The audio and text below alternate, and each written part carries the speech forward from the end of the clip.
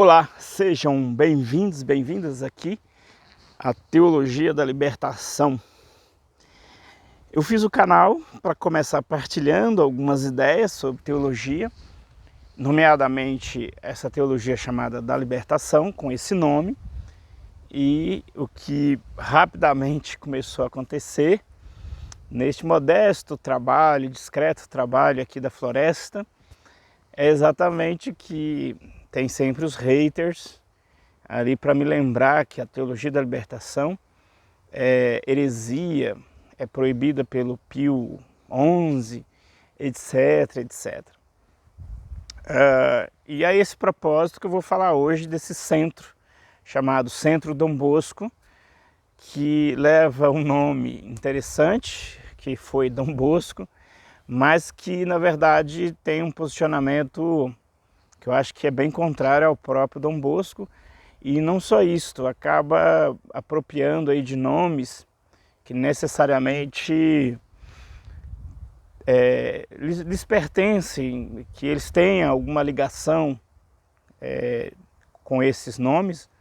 E eu vou falar um pouco disto no contexto aqui do canal Teologia da Libertação. Antes de prosseguir, dá um joinha, dá um like, e é claro que eu peço àqueles que gostem do conteúdo, que escrevam, que compartilhem, porque os haters já me achou e já dedica tempo a stalkear, como dizem na gíria, os conteúdos que eu tenho postado aqui, que são conteúdos de abertura, de começo de conversa. Não vou adentrar tanto aos detalhes do Centro Dom Bosco, porque tenho aqui na descrição o link para um artigo de um colega pesquisador de Belo Horizonte, colega no sentido de que também é professor, também é pesquisador, não o conheço pessoalmente, e ele vai aqui na descrição, que vocês podem fazer a leitura desse artigo que descreve, do ponto de vista acadêmico, um pouco mais o que seria esse movimento Dom Bosco. Portanto, é um movimento que tem localidade ali no Rio de Janeiro, é conservador do ponto de vista político e se dedica, digamos assim, a militar, no sentido de colocar em prática, anunciar uma perspectiva do que seria ser católico a partir de referências documentais da igreja, etc. E a partir de algumas referências teóricas, como Tomás de Aquino. Lembrando que em breve eu devo começar a publicar aqui uma série de conteúdos sobre Tomás de Aquino, de um trabalho que já vemos fazendo aí há um bom tempo e que difere bastante coisa aí deste grupo. O que eu pretendo propor enquanto análise são pelo menos duas coisas, né? Primeiro, quem é que paga a conta desses indivíduos para que eles possam se dedicar a esse tipo de atividade? Eu, como professor, o que sustenta o meu trabalho aqui na internet de divulgação, eu vendo minhas modestas aulas de filosofia e de teologia para aqueles que desejam estudar esses conteúdos. A gente contrata, combina, paga-se mensalmente uma modesta quantia e eu faço o meu trabalho de professor. Vivo sérias restrições orçamentárias, mas é assim que eu tenho insistido com o meu trabalho, com o meu repertório, e é assim, inclusive, que eu peço aos meus espectadores para contribuir com o meu trabalho. No caso desses centros, suponho que em parte também tenha isto, mas curiosamente são indivíduos que vêm de famílias, procedem de famílias que têm condições financeiras que sustentam eles nessa atividade que necessariamente produz uma rentabilidade à altura, em termos de volume, para a demanda de difusão, de engajamento que eles têm. Então, essa é uma primeira questão que fica aí, digamos assim, no ar. Não é uma questão do ponto de vista ilegal, em hipótese alguma. Eu creio tranquilamente que são questões de atividades totalmente legalizadas e etc. E que certamente está submetida ao fisco e etc., em pessoas jurídicas, totalmente organizados. A questão que eu lanço é exatamente uma reflexão, obviamente marxista, de que é importante a gente notar que ter as condições materiais para você poder se dedicar a uma atividade é importante, porque senão você não consegue não só ter tempo para se dedicar a essa atividade, mas ter também tempo para ir mantendo essa atividade ao longo do tempo, e também uma espécie de sofisticação em termos qualitativos desta atividade. Então, essas duas questões precisam de dinheiro. E esses indivíduos, como sabemos, eles precisam ter essas condições. E, mais uma vez, não é uma questão de ser condições ilícitas. É uma condição legal perante a questão fiscal e tributária do país. Então, essa é a questão que nunca aparece, digamos assim, nesses hipertradicionalistas. A diferença deles hoje para o passado, por exemplo, anos 20 do século passado, da direita católica, ou extrema direita católica, é que eles tinham o seu trabalho, ficou mais restrito a São Paulo, talvez no Rio de Janeiro, né, nesses dois centros, coincide em São Paulo a TFP, que agora virou IPCO, se não me engano. Também no Rio teve o Centro Dom Vital, lá dos anos 20, também ligado a isso. Esses centros, eles existiram há mais tempo, tiveram uma vida e depois pararam as suas atividades. Esse grupo Dom Bosco se pretende, inclusive, ser ligado a ele, em termo histórico, não ao centro, ao Dom Vital, mas com a ideologia, com a ideia de que há uma direita católica que está sempre em atividade. O Centro Dom Bosco me parece que foi fundado juridicamente em 2016. Naquela época, esses indivíduos tinham acesso, porque tinham que fazer o materialzinho, distribuir por correio, tinha que fazer aquelas andanças pela rua, no caso da TFP em São Paulo. Tudo isso tinha um raio, digamos assim, de difusão e divulgação bem menor do que hoje nós temos na internet. Quando nós temos aí 300 mil inscritos num canal do Centro Dom Bosco, temos vídeos com milhares de visualizações, isso tem um impacto certamente muito diferente. Então, esses indivíduos tradicionalistas se valem dos meios modernistas. Tudo bem, é possível fazer isso, né? Pincelar e fazer uso que nos interessa. Então eles criticam um monte de coisa, mas usam tranquilamente esses meios para fazer a difusão do conhecimento deles. Ok, isso também é lícito, sem nenhum problema, isso é uma pitada de crítica. O que eu quero chamar a atenção, então, é que há uma estrutura material que permite esses grupos existirem. Isso é fundamental para que o que eles chamam de guerra cultural aconteça. E, obviamente, a sustentação material econômica desta proposta, ela é totalmente desenhada dentro de uma questão religiosa, de uma luta do bem contra o mal e, portanto, da imposição desta ordem. Uma segunda questão sobre esses grupos, que eu acho mais deletéria, perniciosa e muito prejudicial, é que quando a gente compara este grupo, as suas estruturas são muito pequenas, e o seu desdobramento social desse grupo mais imediato também é muito restrito. São indivíduos que vivem, portanto, de uma renda que a gente não sabe de como ela é gerada, mas aparentemente as condições materiais desses indivíduos, como a casa, a comida, serem respeitados como cidadãos, são coisas que estão em pleno vigor. Esses indivíduos, portanto, nesse pequeno mundo deles, quase que do nerd,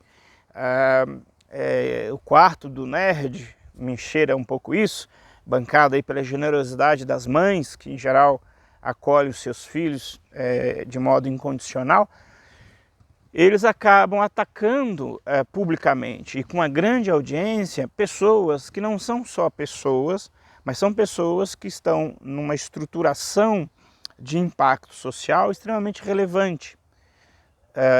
Eles atacam, por exemplo, uma pessoa, tanto o Dom Valmor quanto o Dom Joaquim Moll, que são pessoas que eu conheço, né, pessoalmente, sobretudo o Dom Joaquim, e do seu QG do Rio de Janeiro, da sua câmera de YouTube, esses indivíduos se dedicam a difamar, a questionar esses indivíduos como sendo anticatólicos e uma série de outras questões. Eu fico muito chocado com isso porque eu conheço o trabalho pastoral do Dom Joaquim já há muitos anos, pelo menos desde 99 que eu tive contato, e o impacto social da sua ação pastoral gera transformações concretas e materiais e espirituais na vida de milhares de pessoas, inclusive na minha pessoal, na minha formação universitária. Dependi diretamente da figura de Dom Joaquim, que fez uma interferência e uma anuência no meu percurso formativo, que para mim foi fundamental para o restante da minha vida até hoje. Então nós estamos falando de indivíduos que têm uma ação pastoral que implica transformações concretas, materiais na vida de milhares de pessoas.